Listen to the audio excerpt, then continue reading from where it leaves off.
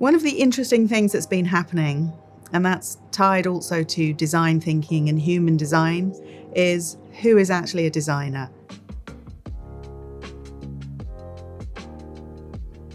I studied engineering design originally, engineering design and appropriate technology. I didn't go to art school.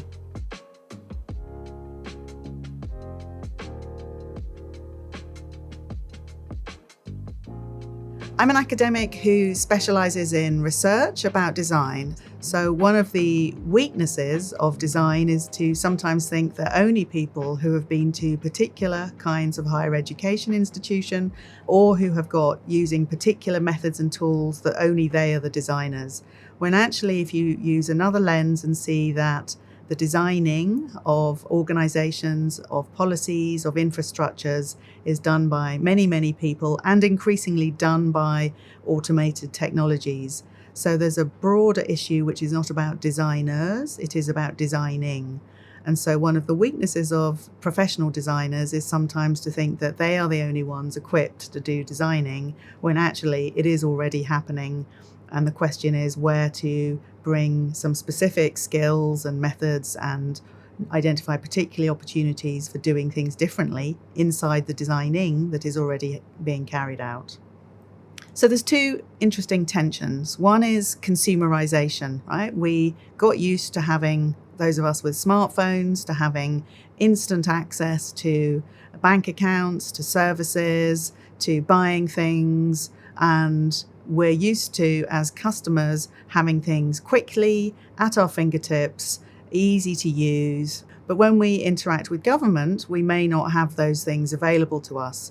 So one of the drivers or the pressures that leads to design emerging inside government is this consumerization tied to increased datafication and digitalization. But alongside this, there's another pressure which you could call democratization, that because we have these digital devices, because our voices are not being heard as citizens, people want opportunities to interact with government more than voting once every 4 or 5 years. So that's another pressure that's leading to some of the adoption of design in government. One of the things that civil servants I have been working with in the UK talk about is that the right problems are fixed. So instead of the framing of a problem that is in the public administration with the limited information they have, if you directly connect with people's lived experience and their understandings and their worlds, you get a better insight to what the problem actually might be and the cultural and social aspects of it, not just in a technical or procedural lens. So one of the benefits is also solving the right kind of problem. What we've seen over the last 2 decades is design practices, human-centered design, design thinking, service design, increasingly playing roles in organizations of different kinds. The commercial sector, but then increasingly in public administrations and public policy contexts. So there's a number of very prominent examples, one of which was Policy Lab, initiated in the UK government, the civil service, in 2014, that I had the privilege of working with in that first year or so to help policymakers with a particular challenge. It might be the research side, to understand people's lived experience and bring that lived experience into the research towards to shape policy development. It might be co-creation and development of policy proposals. It might be early stage prototyping and testing in context of policy proposals to help them make sense of all these emerging practices and principles and capabilities that have been developed over the last 10 to 15 years. But now in the UK government, for example, there are many, many examples of design or design-like teams, both thinking about the design of public services, but also the design of policies. So there's a growing intersection between design practices and research into these matters and the kinds of challenges that public policy and public administration organisations are facing in a changing landscape. There's some quite clear benefits from bringing design capabilities into public administrations.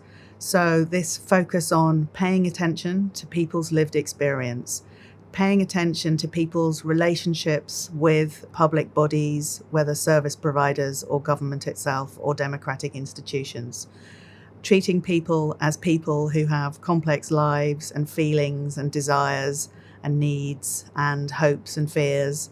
That's one important benefit. The second is co-creation, so bringing practical methods and tools for working with people in rooms, online, on street corners, to bring their hopes and aspirations and their lived experience, their understandings to generating ideas and possibly trying them out. A third clear benefit from design is what designers call prototyping, trying things out, possibly at small scale. Government already often tries things out, but it might be one pilot in 3 different regions, and then the decisions have basically already been made to go ahead. Prototyping in design takes many, many forms. It could take half an hour, it could take 3 days. So the scope and the scale of it, the level of activity involved is often quite varied and open, but with this principle of let's take this idea and try it out in relation to people, their behaviours, the situation, and so on. So that focus on practical experimentation relentlessly, not just doing it once or twice, is something that design brings. And that's often a challenge for public administrations who may feel safe in their buildings away from people and the impacts of the decisions they make. There's already, for the last 20 or 30 years, been extensive efforts to try and change how public administrations work, finding new methodologies, turning more to the outside, recognizing the turbulence and change in the landscape in which policymakers operate. So in that landscape, design is bringing in new ways of working which don't sit easily sometimes with the way public administrations work, the kinds of skills and capabilities that are built into those organizations. This leads to frictions. One of the frictions that might emerge from bringing a design capability into government is that it might appear to slow things down because you spend time trying to understand people's experiences on the ground, the current service or lack of service, the current policy, and what's going on. All of that takes time. So it might look that using a design approach takes time. But the benefits that come from that are having an understanding of the problem on the ground, a deeper understanding that looks at things holistically, that connects people's lived experiences with the current ways things are done or not done or could be done. A second barrier or challenge is the challenges in collaboration across different teams, different functions, different kinds of specialism, and the different worldviews, and sometimes the different values that comes from people's lived experience. So there are challenges about what counts as knowledge, whose knowledge is it, where's the knowledge come from. So that can present a friction in public organisations. To meaningfully and coherently build and strengthen design capabilities in government, there's a set of relatively clear things to be done. So it's building the capability that includes job families and job characteristics and learning and development that's ongoing, having a mindset to recognise that excellence is not necessarily in the team, but look broadly, learn from international and local government peers and indeed from business. Recognizing that designers are not the only people who can do design-like work, and then building and supporting the leaders of these design teams and functions so they can learn together as a cohort. So none of these things are particularly new or original, but it's actually having a holistic view of all the different elements of a system to build up a public design capability.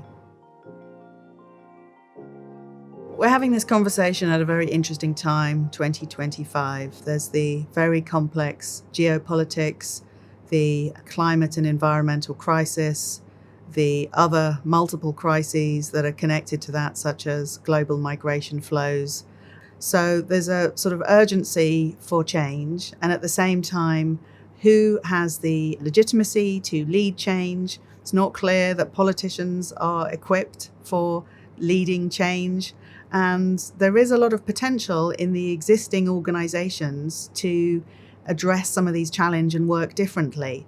But one of the other changing factors at the moment is technology. There's extensive pressures from capital to develop and further invest in automation and AI in government. And so there's a huge amount of uncertainty at the moment. So that also leads questions about what does that mean for design as a competence, as a set of capabilities. It may be that AI, for example, can significantly help with drawing together and synthesizing multiple complex patterns about people's behavior and problems in a system to allow rapidly identifying problems. It may be that technology can generate multiple solutions and do testing. However, what AI probably won't be able to do is help humans make sense of things which are political and contested. So one of the shifts we might see is less work from designers doing research on user experience, summarizing user experience. Maybe there will be more automation under the guidance of humans to do that kind of work. I would say what is useful to keep an eye on is to make sure that you have close cooperation with academics, including design academics, but including academics who already specialize in public administration, policy studies, and those who focus on innovation. We all are operating in this landscape of significant change, significant uncertainty, and drivers to change often coming from capital being invested in AI and technology. So asking critical questions, drawing on knowledge from several disciplines, not just design, close collaboration with academia, and also working with young people, with citizens who are the future voters, the future citizens who may not be voters and may not feel that they trust government. So engaging with them early on has, I think, a lot of potential to go beyond the existing people who are involved, to look at the people who are not involved and the future generation. One question that I try and pay attention to, and I think in different ways we could all pay more attention to, is who do we hold ourselves accountable to? Do we hold ourselves accountable just to our boss, our colleagues, the people we work with who pay our salaries? Do we hold ourselves accountable to our children, or if we don't have children, other people's children and future generations? Do we hold ourselves accountable to the people who we will never meet, who live the other side of the world experiencing incredible poverty and significant negative climate change? How do we render those accountabilities in our day-to-day life? And how does that shape the choices that we are able to make?